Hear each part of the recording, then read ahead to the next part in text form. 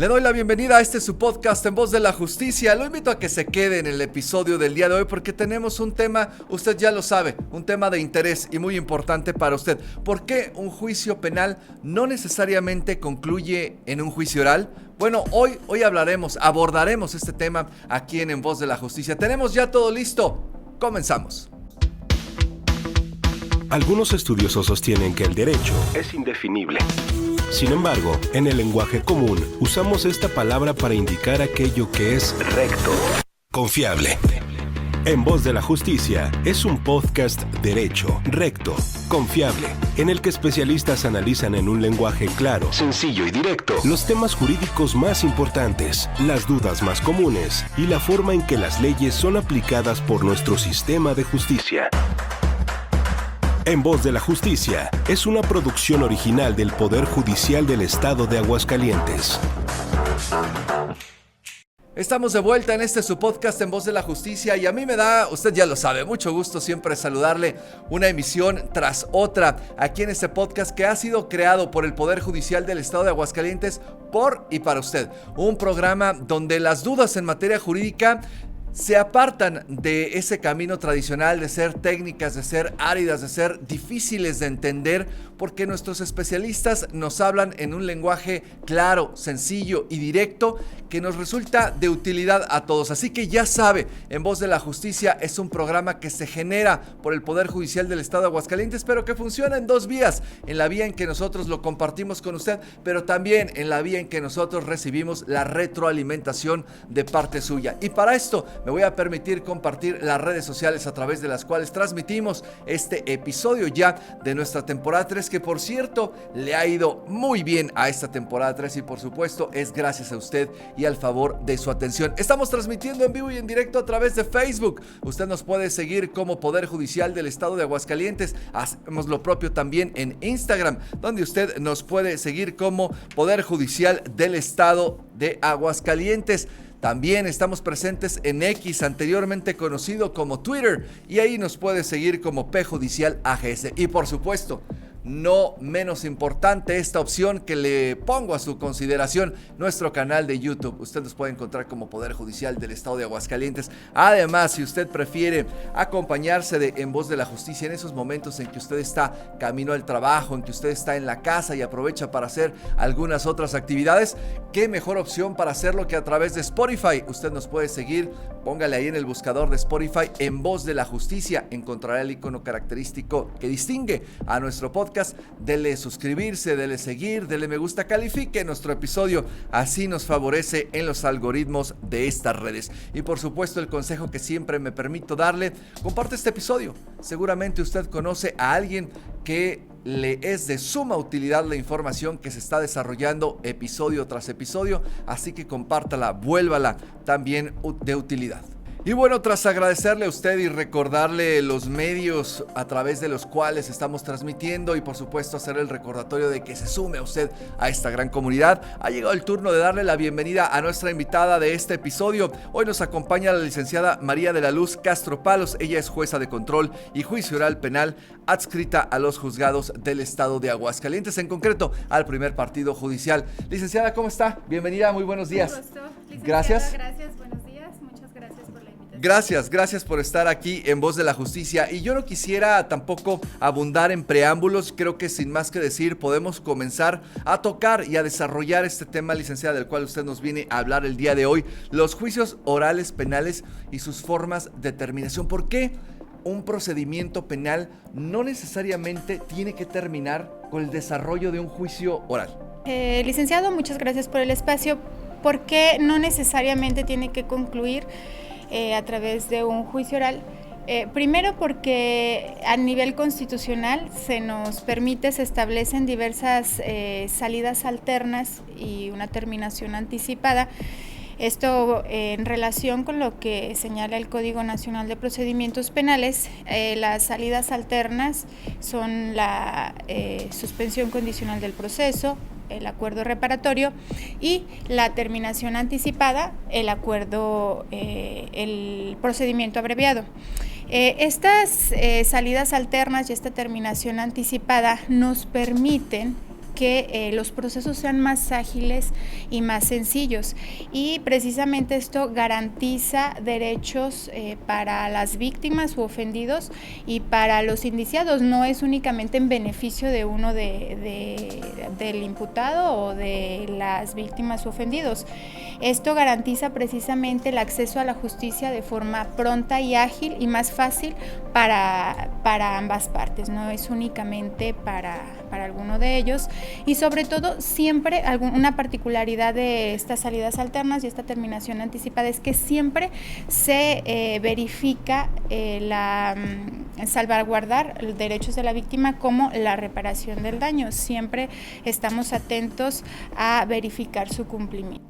A mí me gustaría, licenciada, si usted no tiene inconveniente, en que fuéramos poco a poco desmenuzando, analizando cada una de esas opciones que usted nos plantea y que se desarrollan, que tienen verificativo dentro del procedimiento penal. Por principio de cuentas, ¿qué es y en qué consisten los acuerdos reparatorios? Bien, los acuerdos reparatorios, como su nombre lo dice, ¿no? Es un acuerdo. Una de las particularidades de los acuerdos reparatorios que se nos exige es la voluntariedad de las partes. Es un acuerdo que se realiza entre las víctimas u ofendidos y el indiciado, y estas pues platican, llevan a cabo pláticas, se les canaliza directamente ante una unidad especializada en la cual pues atendidos por un perito experto en la materia se les dirige en estas pláticas. Y pues con esta voluntad que se tiene entre las partes se llega a un acuerdo.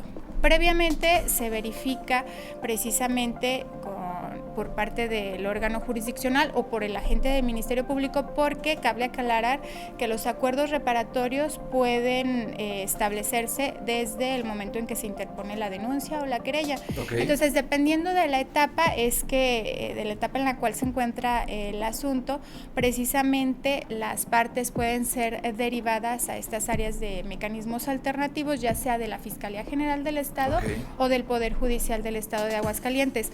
Previo a su derivación se verifica por parte del Ministerio Público o del órgano jurisdiccional del juez precisamente que sea susceptible de ser derivados. Estos acuerdos reparatorios, para establecer su pertinencia, su idoneidad, la posibilidad de ser derivados, debemos de atender en este tipo en los acuerdos reparatorios a los tipos de delitos que nos encontramos atendiendo. No todos serían susceptibles de encajar dentro de esta figura. Exactamente, no todos los asuntos pueden ser derivados, dependiendo del hecho que se está investigando y el tipo el delito que se está atribuyendo.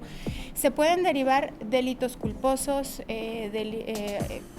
asuntos por delitos culposos, asuntos que es perseguibles por querella o que admitan perdón, o patrimoniales no violentos, pero no todos pueden ser derivados. Por poner un ejemplo práctico, licenciada, a lo mejor podríamos pensar que un robo tipo cristalazo, donde a lo mejor yo dejé mi celular ahí a la vista y ¡pum!, alguien le pegó, sustrajo mi celular del coche, como usted dice, a lo mejor es algo patrimonial, no violento. Pero no violento. Así es. A diferencia, quizás vamos a irnos a un extremo ya mucho más delicado, un homicidio. Así. Doloso. Exactamente. ¿Verdad? Ese asunto ya no puede ser derivado a un área de mecanismos alternativos. Aunque las partes dijeran, tengo esa voluntad de llegar a algún acuerdo, la ley nos limita. Claro. No todos los asuntos pueden ser derivados. Y todas estas, tanto las salidas alternas como la terminación anticipada, yo sí quisiera hacer mención que nos van estableciendo algunos pequeños candados. No significa que si yo llego a algún acuerdo, hoy cristaleo un coche y el día de llego a algún acuerdo y el día de mañana vuelvo a cristalear otro coche y llego a otro acuerdo. No, nos van estableciendo límites. Si yo llegué ya a algún acuerdo, hice uso de este acuerdo, de esta posibilidad para concluir mi asunto, yo no puedo acceder a un diverso acuerdo reparatorio para evitar estas conductas reiteradas y sobre todo que la sociedad visualice como una falta de impartición de justicia, ¿no? Que entra y vuelve, claro. Entra y sale fácil, la famosa puerta giratoria. La ley y el derecho están aquí, en Voz de la Justicia. Ahora, vamos a abordar, si le parece, licenciada, la segunda de las figuras de las cuales usted hizo mención, la suspensión condicional del proceso. ¿Qué debemos entender por ella? ¿Qué es? Bien, la suspensión condicional del proceso es otra salida alterna y como su nombre lo dice, el acceder a esta suspensión condicional del proceso significa que se suspende el proceso. Ya inició el proceso, ya está vinculada a proceso una persona y se suspende bajo ciertas condiciones. En este caso, para efecto de establecer si estos asuntos son susceptibles de acceder a una suspensión condicional del proceso o no, aquí se atiende a las penalidades. Nosotros en materia penal atendemos a un término que se llama término medio aritmético. Entonces, atendiendo a este término medio aritmético, sí, les voy a dar un ejemplo, todos los delitos que se establecen en el Código Penal establecen unas penas mínimas y una pena máxima que se puede imponer.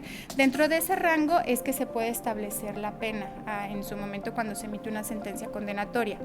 Entonces, se analiza esta pena, es decir, si la pena menor que se puede imponer es de 2 años y la máxima es de 4 años, nuestra media, sumando 4 y 2 años nos da 6, nuestra media aritmética es la mitad de esta, 3, que ¿verdad? serían 3. Entonces, sí, ¿por qué les menciono este ejemplo? Porque es importante verificar que esta media aritmética no supere los 5 años. Si nosotros, independientemente del delito, no superamos esta pena de 5 años, el asunto puede ser susceptible de concluir a través de una suspensión condicional del proceso. Se analizan diversas circunstancias como que no existe oposición de la víctima, que previamente, este es otro de los candados, que previamente el indiciado no hubiera accedido a una suspensión condicional del proceso y que si accedió, que no hubieran pasado 2 años desde su cumplimiento o 5 años desde un incumplimiento.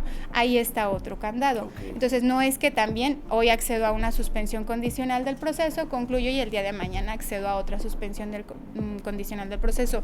Nos va limitando, nos va cerrando puertas la propia ley para evitar justamente esto que tú mencionabas, esta famosa puerta giratoria. Puerta giratoria, claro. Ahora, la tercera de las hipótesis de las cuales usted hablaba, licenciada, en un inicio, el procedimiento abreviado. ¿Qué es? ¿Qué debemos entender por él? Bien, antes de continuar, quisieran únicamente aclarar, ampliar un poquito respecto a la suspensión condicional del proceso. A mí me parece muy importante precisamente esta salida alterna porque permite que el imputado se encuentre sujeto dentro de cierto tiempo, mínimo 6 meses, a ciertas condiciones. Si cumple con estas condiciones, se puede concluir su asunto. Pero ¿por qué me parece importante mencionar esto? Y me regresé un poco, licenciado, porque, por ejemplo, si estamos atendiendo a un asunto a un delito contra la salud, el imputado poseía un narcótico y únicamente era con la posesión del narcótico, era únicamente para su consumo. Entonces, dentro de estas condiciones, incluso yo advierto un poco de reinserción porque nos indica la voluntariedad del indiciado para continuar con su proceso, para enfrentar su proceso. ¿Por qué? Porque incluso una de las condiciones que se puede establecer es que el imputado se encuentre sujeto a tratamientos contra las adicciones. Entonces, esto incluso para la sociedad es benéfico porque indica la posibilidad de que se continúe con esta conducta reiterada por parte del imputado, y el Estado precisamente vela por esa posibilidad de que pues evite esta conducta reiterada por parte del indiciado. A mí me parece muy interesante la suspensión condicional del proceso porque permite esta posibilidad incluso. No, y sin duda lo es, y todas este tipo de salidas alternas y determinaciones anticipadas también ayudan, como lo decíamos en algún momento, en ocasión de algunos temas que hemos tratado aquí ya en Voz de la Justicia, ayudan a despresurizar el sistema judicial, que no todo caiga en un cerezo, que no todo caiga en las cárceles, que no estén audiencia tras audiencia los juzgados saturándose, sino que des una pausa, como usted bien lo indica, y que en esa pausa se tengan que cumplir ciertos requisitos, ciertas condiciones, y bueno, pues esto puede ayudar de alguna manera a que primero se tenga por garantizada la reparación del daño de la víctima, y por otro lado a que el imputado pues pueda resolver la situación jurídica de una manera, como usted lo menciona, alterna, licenciada. En tratándose del procedimiento abreviado, ¿qué podemos decir respecto de él? Sí, el procedimiento abreviado es ya una terminación anticipada. Esta sí nos indica ya una sentencia. Aquí sí terminaría y aquí sí hay sentencia. Aquí hay sentencia, Ajá. Aquí hay una sentencia. E incluso una de las particularidades de este procedimiento es que el acusado ya en esos momentos, ya el acusado directamente acepta su responsabilidad dentro de diversas más formalidades. El imputado se le dicta una sentencia condenatoria en su contra. Previamente estas penas son pactadas entre el indiciado, su defensor, el agente del Ministerio Público, el asesor jurídico. Se verifica también la garantía de la reparación del daño. No es que pasamos por alto la reparación del daño. La víctima no quede por ahí vulnerable en ese aspecto. No, la bondad precisamente de esta terminación anticipada es que se le ofrecen al acusado, se le pueden ofrecer penas menores a las que se le pudieran imponer como mínimo en un juicio oral. ¿Qué tal menores, por ejemplo, podríamos hablar? Por ejemplo, dicen que son la mitad o una tercera parte, no sé. También nos establecen ciertos criterios de acuerdo al delito que estamos atendiendo, al asunto, a la persona incluso, porque si estamos hablando de un delito doloso, que es una persona que no ha sido sentenciada previamente, la reducción puede ser hasta una mitad. Okay. Pero si es un delito culposo, que no hay una sentencia emitida previamente en contra de esa persona, y no supera el término medio aritmético de 5 años, esta media aritmética que ya les comenté, puede hacerse una reducción hasta de 2/3 partes, okay, a partir de la mínima. Okay. Entonces todo depende del tipo del asunto, el delito que le es imputado al indiciado, el propio indiciado. Aquí sí se analiza precisamente si existen antecedentes de sentencias dictadas en su contra. Insisto, pues se verifica también toda esta cuestión de la garantía de la reparación del daño, y pues bueno, la bondad también en este tipo de determinación anticipada es que no llegamos a juicio, evitamos todas esas etapas previas al juicio, evitamos el desahogo ya de los medios de prueba en un juicio oral, no se cita a los peritos, a los testigos, y se emite esta sentencia. Hay un beneficio para el indiciado, precisamente pues la reducción de la pena, pero también la víctima evita pasar por todo este proceso, se garantiza su reparación del daño y ahorramos tiempo, lo que significa que de forma más pronta se accede a la justicia, no únicamente por parte del indiciado, sino también por parte de la víctima. Qué interesante, licenciada, todas estas modalidades del proceso penal de las cuales usted nos ha platicado el día de hoy, que siempre lo comentamos aquí en Voz de la Justicia. Desgraciadamente el tiempo luego es nuestro peor enemigo. Podríamos todavía desmenuzar a detalle cada una de ellas y ver las particularidades que tiene cada una, pero creo que ha quedado muy en claro, muy bien explicado, licenciada, toda esta parte de justamente estas salidas alternas y la terminación anticipada del proceso penal. ¿Algo que se nos haya quedado en el tintero, licenciada Luz? No, creo que si ampliamos, básicamente aterrizar, pues siempre se garantiza derechos de la víctima, de las víctimas, de los ofendidos, de los indiciados, y sobre todo se vela porque esta impartición de justicia sea más pronta, más fácil, y insisto, siempre garantizando la reparación del daño a favor de las víctimas o ofendidos. Excelente, pues yo quiero agradecerle a la licenciada María de la Luz Castro Palos, jueza de control y juicio oral adscrita a los juzgados de control y juicio oral penal del estado de Aguascalientes. Gracias licenciada, por su presencia en Voz de la Justicia. Y yo agradezco también a usted el favor de su atención, pero también aprovecho para recordarle que estamos recibiendo sus sugerencias de temas, preguntas, comentarios en nuestro correo electrónico que hemos creado exprofeso para recibir justo gusto la comunicación que proviene de usted. comunicacionsocial@poderjudicialags.gov.mx o bien a través de nuestras redes sociales, como ya le mencionaba al inicio de este programa. La manera más fácil es en la caja de comentarios. Ahí usted teclea y deja sus opiniones, sus dudas, sus comentarios, incluso hasta sus propuestas de tema. Créame que así han salido varios temas de los que hoy usted está teniendo cuenta aquí en Voz de la Justicia. Muchísimas gracias. Quiero agradecer en los controles técnicos el día de hoy a Iván, a Ruth, a Israel, a Itzel y a Christopher. Mi nombre es Jacobo Orenday y yo los saludo con el gusto de siempre, por supuesto, en la próxima emisión de En Voz de la Justicia. Hasta entonces, muchas gracias. Escuchas En Voz de la Justicia, un podcast derecho.